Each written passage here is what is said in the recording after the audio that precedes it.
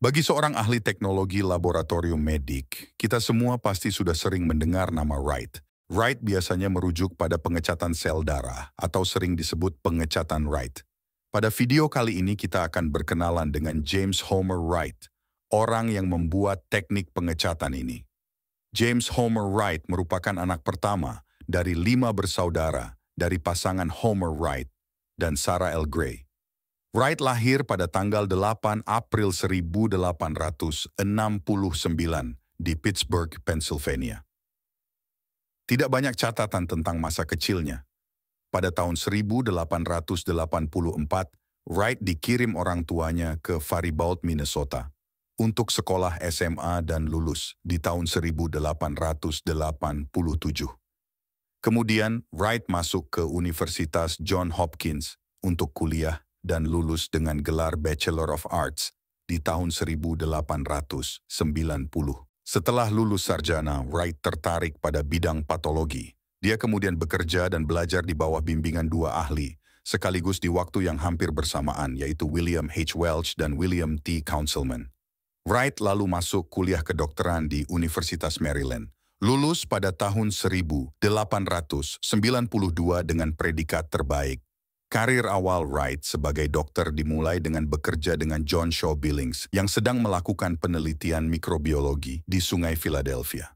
Sementara itu, mentor Wright sebelumnya, yaitu William Councilman, pindah ke Harvard sebagai pejabat tinggi di bagian patologi anatomi. Melihat bakat Wright, Councilman memberikan posisi sebagai peneliti utama di Rumah Sakit Kota Boston.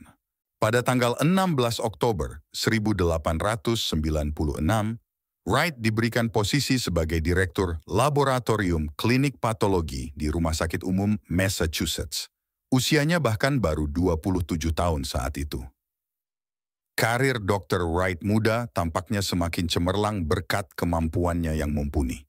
Segera setelah itu, Wright banyak melakukan prosedur otopsi rutin dan riset di berbagai bidang keilmuan seperti mikrobiologi, hematologi, kimia, dan lainnya. Dr. Wright tidak sendiri.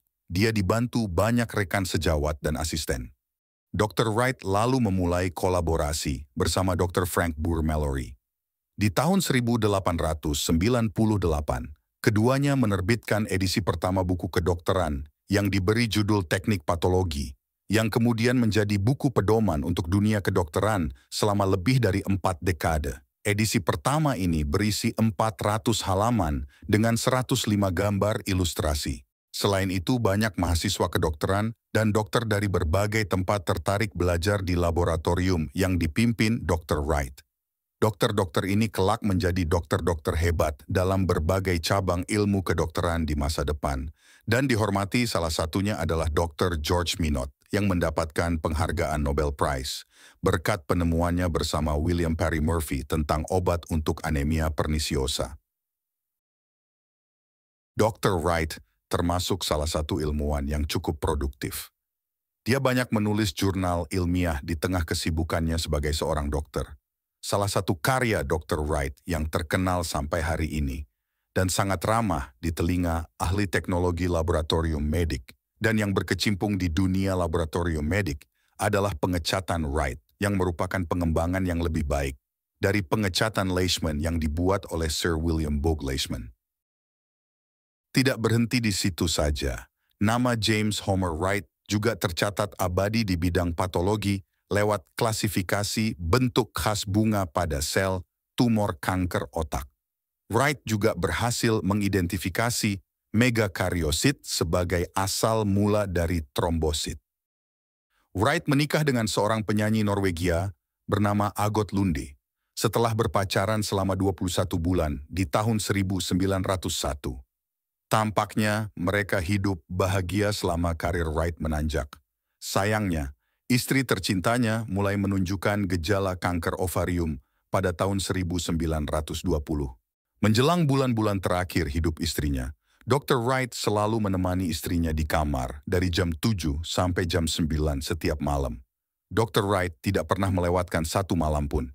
Agot Lunde atau Nyonya Wright akhirnya meninggal pada 6 Maret 1923. Kematian istrinya membuat Dr. Wright depresi. Produktivitasnya sebagai seorang ilmuwan menurun, dan dia dilaporkan sering minum alkohol. Dia diminta mundur dari jabatannya sebagai direktur laboratorium pada tahun 1925. Dr. Wright masih berpraktik sebagai seorang dokter dan konsultan sampai hari terakhirnya pada tanggal 3 Januari 1928. Wright dan istrinya tidak mempunyai anak. Mereka berdua dikuburkan di tempat yang sama di pemakaman Newton Center.